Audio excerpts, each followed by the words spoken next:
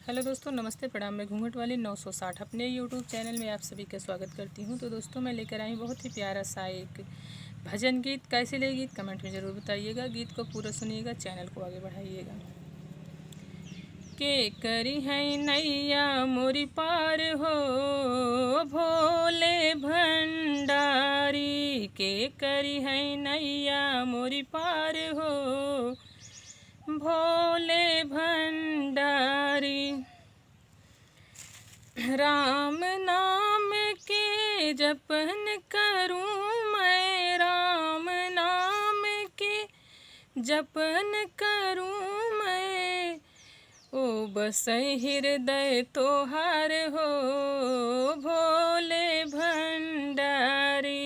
ओ बस हृदय तोहार हो, भोले भंडारी। के करी है नैया मोरी पार हो, भोले भंडारी।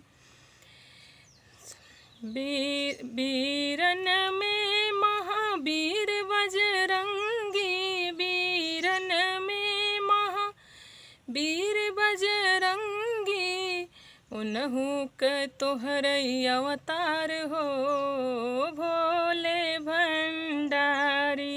उनहु के तोहर अवतार हो, भोले भंडारी।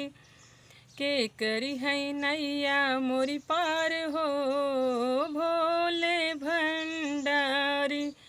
देवन के महादेव बड़ा देवा, देवन के देव भोले महादेवा। अब करूं सुमिरन तोहार हो, भोले भंडारी।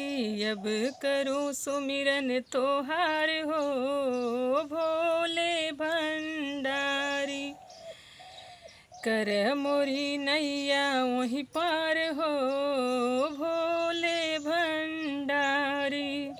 तो दोस्तों, था मेरा प्यारा सा एक भजन गीत। कैसे लगे गीत कमेंट में ज़रूर बताइएगा दोस्तों। फिर मिलूँ कोई अगली नेक्स्ट वीडियो में अच्छी गीत के साथ। तब तक के लिए नमस्ते, प्रणाम।